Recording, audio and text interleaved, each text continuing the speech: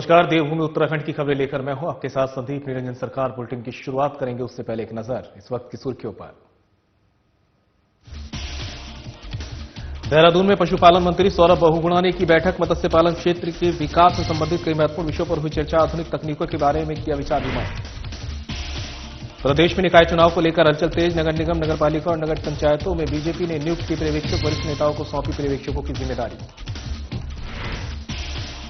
डीडीहाट विकासखंड में प्रशासक की हुई नियुक्ति। ब्लॉक प्रमुख बबीता चुफाल ने किया कार्यभार ग्रहण। बबीता चुफाल ने सीएम धामी का जताया आभार। देवप्रयाग पुलिस और एसओजी ने पकड़ी 415 ग्राम चरस। चरस तस्कर को भी किया गिरफ्तार। पुलिस कप्तान आयुष अग्रवाल ने किया खुलासा। और उत्तरकाशी में 1.25 किलो चरस के 7 तस्कर गिरफ्तार। कोर्ट के आदेश पर तस्कर गया जेल। एसपी सरिता डोभाल ने दिया 2500 का इनाम। चलिए खबरों का रुख कर लेते हैं। सीएम पुष्कर सिंह धामी ने नैनबाग गरखेत में जौनपुर क्रीड़ा और सांस्कृतिक विकास महोत्सव का शुभारंभ किया है। कार्यक्रम में विधायक प्रीतम पवार और खजान दास भी उपस्थित हैं। आइए अब आपका सीधा रुख कराते हैं गरखेत नैनबाग का, जहां सीएम पुष्कर सिंह धामी महोत्सव में उपस्थित जनसमूह को संबोधित कर रहे हैं। पूछा था हमारी बहनों ने कितना शानदार परिधान धारण किया हुआ है। उनके सर से लेकर नीचे तक घाघरा, जो इन्होंने हमारी पारंपरिक जो आभूष है उस सबको पहनकर अपनी संस्कृति से जुड़ने का काम किया है। और ये सारे के सारे आयोजन जिसमें हम भाग लेते हैं, ये हमारी आने वाली जो भावी पीढ़ी है, उस भावी पीढ़ी तक हमारी विरासत को और हमारी संस्कृति को पहुंचाने का काम करते हैं और पीढ़ी दर पीढ़ी उसको बढ़ाने का काम करते हैं। अभी हमारे प्रधानमंत्री जी ने 9 नवंबर को राज्य स्थापना दिवस के अवसर पर हम सभी प्रदेशवासियों से अपील की है उन्होंने कि हमें अपनी संस्कृति से जुड़े रहना है।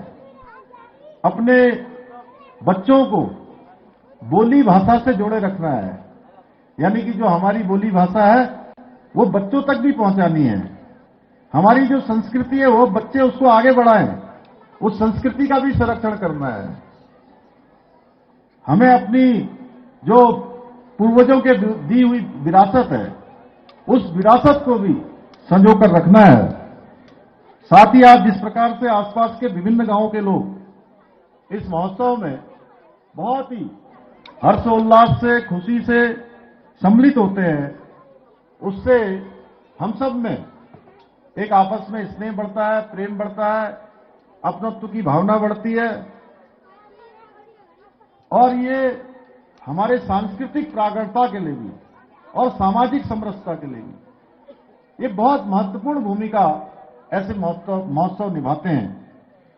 मैं इस अवसर पर महोत्सव को सफलतापूर्वक आयोजित करने में जुटे हुए आयोजक मंडल के हमारे पवार जी, भंडारी जी, उनकी पूरी टीम और हमारे रोहित रावत जी, ये भी लगातार इनके बीच में और हम सब लोगों के बीच में समन्वय का काम करते हैं। मैं इन सबको बहुत साधुवाद देता हूं जिन्होंने आज मुझे भी आप सबके बीच में उपस्थित होने का अवसर प्रदान किया। हमारे माननीय विधायक जी का भी मैं हृदय से इनका भी धन्यवाद करता हूं कि माननीय विधायक जी का भी बहुत ज्यादा आग्रह था कि आप सबके बीच में आना है और आप सबके बीच में प्रतिभाग करना है। हमारे राजपुर क्षेत्र के विधायक जी, अब विधायक तो ये वहां के हो गए, लेकिन यहां कोई भी कार्यक्रम होता है तो ये भी उसकी लगातार पैरवी करते रहते हैं कि यहां आपको जरूर आना है, जरूर जाना है। तो भाइयों बहनों, उत्तराखंड की जो लोक समृद्धि संस्कृति है वो बहुत समृद्ध है और अपने आप में बहुत इसमें विशिष्टताएं हैं। और मैं सच बताऊं तो आप सबको यहां मैं देख रहा हूं तो मैं पिछले वर्ष जब लंदन गया था निवेश सम्मेलन में, उस निवेश सम्मेलन में जब मैं वहां पहुंचा तो यूके बोलते हैं, इंग्लैंड को भी यूके बोलते हैं, यूनाइटेड किंगडम, और हमारे उत्तराखंड को भी यूके बोलते हैं ना, ऐसा ही है मन्नू भाई। तो जब मैं लंदन गया और 8.5 घंटे की यात्रा करने के बाद, मेरी पहली इतनी लंबी यात्रा थी, और उस यात्रा के बाद उत्तराखंड के जो प्रवासी भाई बहन वहां रहते थे, उन्होंने एक सांस्कृतिक कार्यक्रम आयोजन किया था, और लगभग 8:30-9 बजे मैं वहां पहुंचा हूंगा, और 1-1.5 घंटे बाद उनका कार्यक्रम था। काफी लंबी यात्रा के बाद, फिर सड़क मार्ग से 1.5 घंटे की यात्रा करने के बाद जब मैं 10:30-11 बजे के बीच में उनके बीच में पहुंचा, तो मैं थोड़ी देर के लिए बिल्कुल आश्चर्यचकित हो गया। एक तो थोड़ी नींद भी मुझे आ रही थी।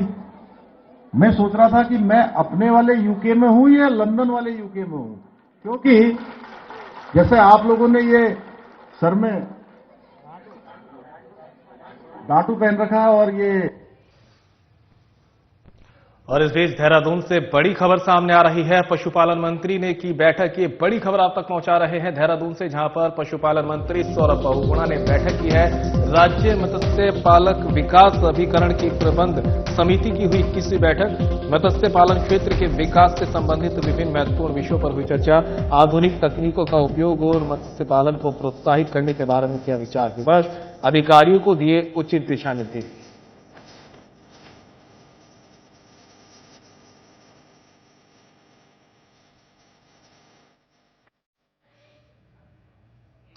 पिछले दिनों प्रदेश सरकार की ओर से पंचायती अधिनियम के तहत प्रदेश के सभी ब्लॉकों में ब्लॉक प्रमुखों को प्रशासक नियुक्ति का आदेश जारी किया गया था, जिसके चलते डीडी हाट में ब्लॉक प्रमुख बबीता चुफाल ने प्रशासक के तौर पर कार्यभार ग्रहण किया। इस मौके पर विकासखंड के सभी ग्राम प्रधान उपस्थित रहे। प्रशासक के तौर पर कार्यभार ग्रहण करने के बाद बबीता चुफाल ने प्रदेश के मुख्यमंत्री पुष्कर सिंह धामी और पंचायत मंत्री का आभार व्यक्त किया। प्रशासक बबीता चुफाल ने कहा कि प्रदेश सरकार और केंद्र सरकार की जन कल्याणकारी नीतियां आम जन तक पहुंचाई जाएगी। खंड में एक प्रशासक के रूप में ये कार्यभार ग्रहण करने जा रही हूं, और इस प्रशासक के रूप में डीडीहाट विकास खंड में जो भी आज खुशी का माहौल है, माननीय हमारे राज्य के मुख्यमंत्री माननीय पुष्कर सिंह धामी जी का धन्यवाद करते हैं, माननीय मंत्री सतपाल महाराज जी का हम धन्यवाद करते हैं। और देहरादून से इस बीच बड़ी खबर सामने आ रही है। निकाय चुनाव को लेकर हलचल तेज देखने को मिल रही है। बड़ी खबर आप तक पहुंचा रहे हैं देहरादून से, जहां पर निकाय चुनाव को लेकर हलचल तेज है। नगर निगम, नगर पालिका और नगर पंचायतों में बीजेपी ने नियुक्त किए पर्यवेक्षक। बीजेपी ने वरिष्ठ नेताओं को पर्यवेक्षकों की सौंपी जिम्मेदारी। जनता से प्रत्याशियों के चयन को लेकर करेंगे रायशुमारी। दावेदारी जता रहे नेता वरिष्ठ नेताओं की परिक्रमा करने में जुटे। तो बड़ी खबर आप तक पहुंचा रहे हैं। निकाय चुनाव से जुड़ी बड़ी खबर है, जहां पर निकाय चुनाव को लेकर हलचल तेज हो गई है। नगर निगम, नगर पालिका और नगर पंचायतों में बीजेपी ने पर्यवेक्षक नियुक्त कर दिए हैं। बीजेपी ने कमर कस ली है चुनाव को लेकर। बीजेपी ने वरिष्ठ नेताओं तो पर्यवेक्षकों को जिम्मेदारी सौंपी गई है। जनता से प्रत्याशियों के चयन को लेकर रायशुमारी की जाएगी, और दावेदारी जता रहे नेता वरिष्ठ नेताओं की परिक्रमा करने में जुटे हुए हैं।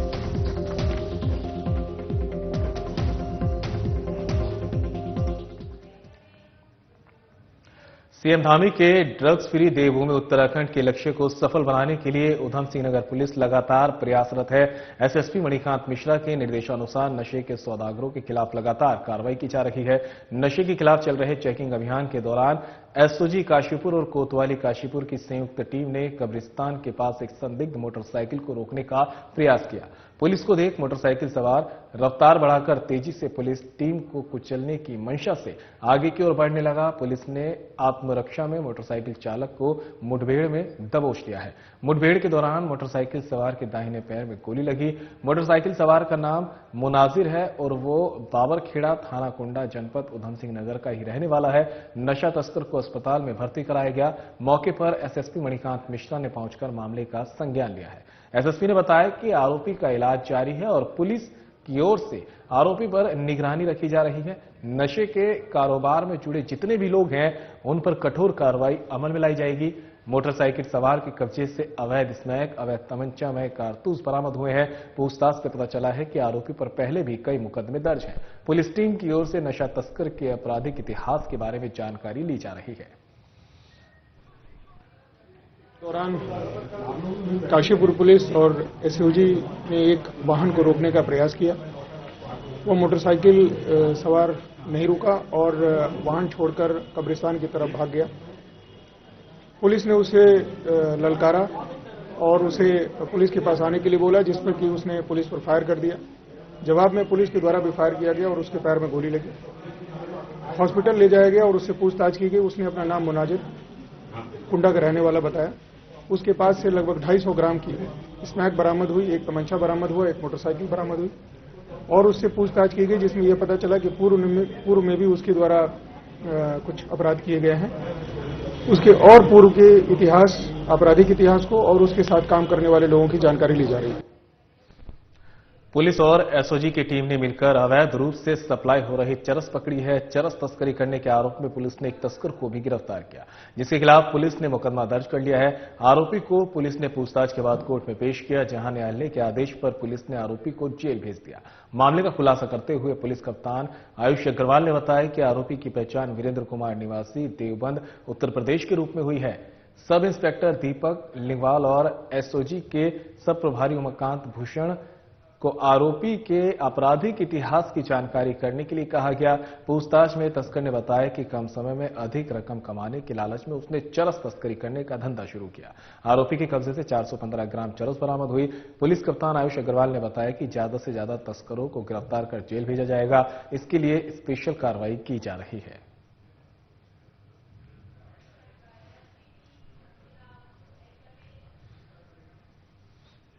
तो वहीं उत्तरकाशी पुलिस ने नशे के सौदागर को गिरफ्तार किया है, जिसके कब्जे से पुलिस ने 1.25 किलो चरस बरामद की है। पुलिस ने आरोपी को कोर्ट के आदेश पर जेल भेज दिया है। चरस पकड़ने वाली पुलिस टीम को एसपी सरिता डोभाल ने 2,500 रुपए का इनाम दिया। एसपी सरिता डोभाल ने बताया कि आरोपी की पहचान कपिल राणा के रूप में हुई। आरोपी के आपराधिक इतिहास की जानकारी जुटाई जा रही है। फिलहाल आरोपी को कोर्ट के आदेश पर जेल भेज दिया गया है। उन्होंने बताया कि पूरे जनपद में मादक पदार्थों की तस्करी रोकने के लिए पुलिस लगातार प्रयास कर रही है, जिससे उत्तराखंड के मुख्यमंत्री पुष्कर सिंह धामी के ड्रग्स फ्री देवभूमि के सपने को जल्द से जल्द साकार किया जा सके।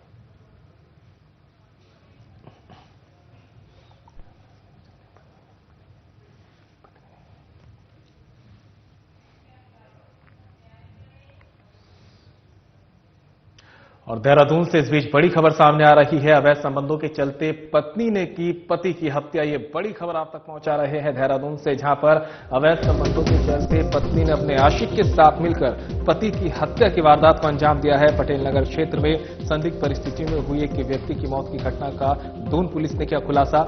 घटना में मृतक की पत्नी और उसके चचेरे भाई को किया गिरफ्तार। आरोपियों से घटना में फिरोख्त चुन्नी और मोबाइल किया बरामद। एसएसपी अजय सिंह ने हत्या के खुलासे के दिए थे सख्त निर्देश।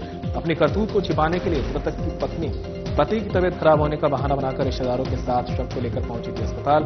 घटना पर शक होने पर पुलिस ने सभी संभावित पहलुओं पर की विस्तृत जांच में अवैध संबंधों का सच निकल कर आया सामने। पिछले कई सालों से एक दूसरे के संपर्क में थे आरोपी।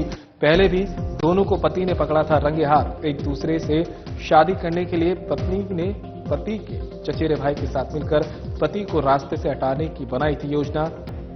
रात में मौका पाकर मृतक का चुन्नी से गला घोंटकर की थी हत्या।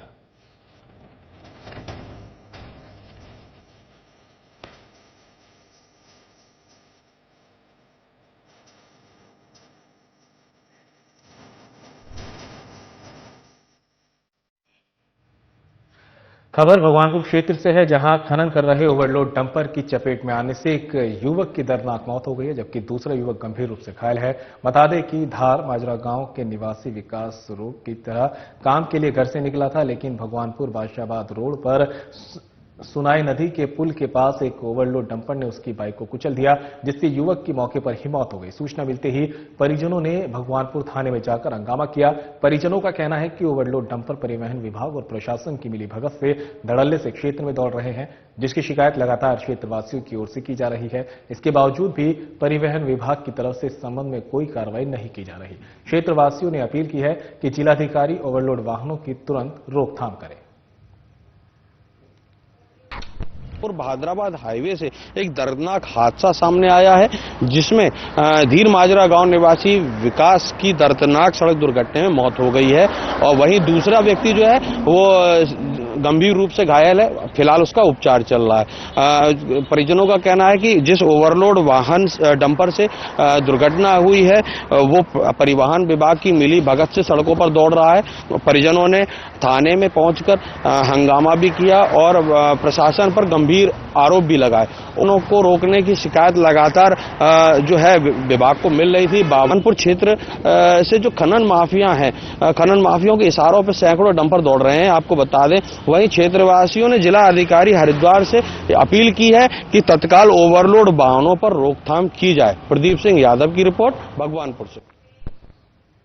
और इस बीच देहरादून से बड़ी खबर सामने आ रही है। प्रदेश में निकाय चुनाव की हलचल तेज देखने को मिल रही है। बड़ी खबर आप तक पहुंचा रहे हैं। उत्तराखंड में निकाय चुनाव को लेकर नियमावली और आरक्षण में बवाल।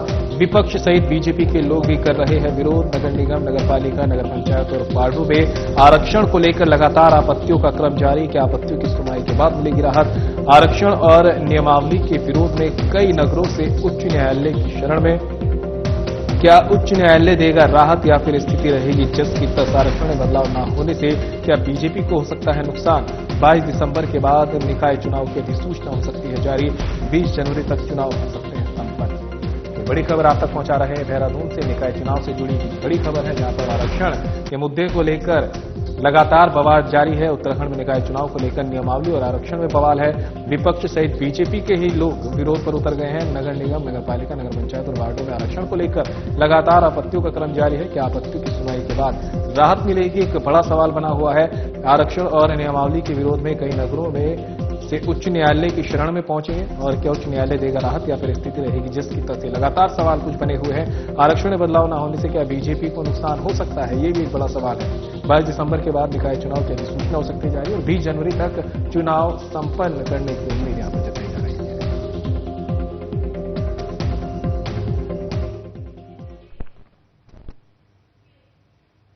और खबर पर ज्यादा जानकारी के लिए उत्तराखंड से हमारे ब्यूरो चीफ कमल शर्मा हमारे साथ जुड़ गए हैं। कमल, निकाय चुनाव में जिस तरह से आरक्षण की ये बात चली है उसके बाद में गहमा गहमी लगातार जारी है।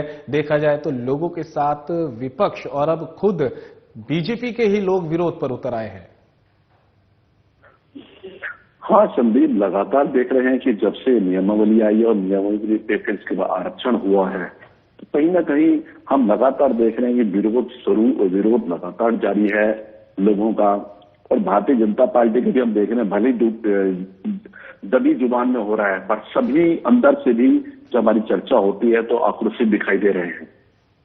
कुल मिला के कहें, अभी सोमवार तक आपत्तियां लेने का टाइम है और लगातार मैं देख रहा हूं, चाहे वो वार्ड को लेकर हो, चाहे वो नगरपालिका अध्यक्ष को लेकर हो, नगर पंचायत को लेकर हो या मेयर के आरक्षण को लेकर हो, लगातार हम देख रहे हैं कि सभी जगह से लगातार आपत्तियां जा रही हैं। अब वही देखना है कि जब आपत्तियां हो रही हैं, चाहे वो किसी वार्ड से लेकर मेयर तक के आरक्षण को लेकर हो, अब यही देखना जब आपत्तियां होंगी, आपत्ति में सुनवाई होगी तो कितना जो आपत्तियों का कितना प्रभाव पड़ता है और क्या बदलाव हो पाता है या नहीं हो पाता है, ये तो अभी देखना होगा। और कई लोग नियमावली के विरुद्ध भी वहां माननीय उच्च न्यायालय की शरण में जाने को तैयार बैठे हैं, लोग जा रहे हैं। यही लोगों में जिससे अब चर्चा हुई है तो उनका यही कहना है कि जो नियमावली यहाँ पर बनाई गई है और कुछ अतिरिक्त इसमें लिखा गया है, वो देश की किसी नियमावली में ये चीजें नहीं दर्शाई होती हैं जो यहाँ स्पेशल कैटेगरी में रखा गया है। तो कहीं ना कहीं लोगों में नाराजगी दिख रही है आरक्षणों को लेकर, आम जनता में भी देख रही है। जो चुनाव लड़ने वाले उनमें तो है ही है, जिन्होंने जो सोचा था वो नहीं हो पाया। तो इसको लेकर हमें जब लोगों से बात होती है तो भारतीय जनता पार्टी के लोगों से भी लगातार बात हो रही है। भले ही कहते हैं कि पार्टी हम खुलकर नहीं बोल सकते, पर दबी जुबान से लगातार वो इस पर विरोध जता रहे हैं। अब वही देखना है कि जब इस सब चीज का निस्तारण हो जाएगा, क्या इसमें कुछ अदल-बदल होता है या नहीं होता प्रतिबद्ध, और अगर जो लोग कोर्ट में जा रहे हैं उसका भी कोई असर दिखाई देता है, कोई राहत मिलती है या ऐसी जो स्थिति है वैसी ही रहेगी, तो इसका भी इंतजार करना पड़ेगा।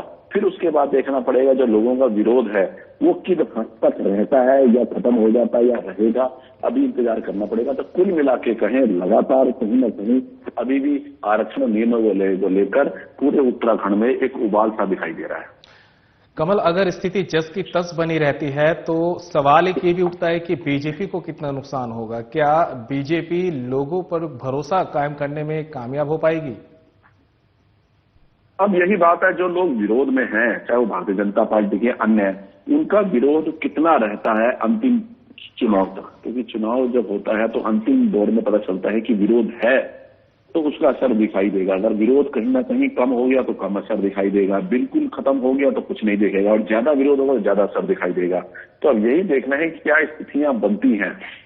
तो कुल मिला के कहें, लगातार जो हम देखने को मिल रहा है, फिलहाल जो विरोध देखने को मिल रहा है, अब इसका देखना है कि नुकसान भारतीय जनता पार्टी होता है या विपक्ष कांग्रेस को फायदा मिलता है या क्या होता है। अभी परिस्थितियां अलग अलग तरीके की दिखाई दे रही हैं, तो हमें इसका इंतजार भी करना पड़ेगा, देखना भी होगा कि क्या स्थिति चुनाव के परिणामों में निकल कर आती है। कमल, क्या लगता है कि जो आपत्तियां दर्ज होगी और उसके बाद सुनवाई होगी, इन सबका असर अधिसूचना जारी होने पर और चुनाव की तारीखों पर पड़ सकता है? क्या चुनाव 20 जनवरी से पहले संपन्न हो सकते हैं या तारीख आगे पीछे हो सकती है? नहीं, आपत्तियां हुई, जो अगर ये आपत्तियां जो दर्ज हो रही है तो यहाँ क्या कहते हैं, डीएम ने सुननी है, उसमें कुछ नहीं। अगर आपत्तियां चेंज होंगी तो ज्यादा फर्क नहीं पड़ेगा उसमें तो चुनाव में।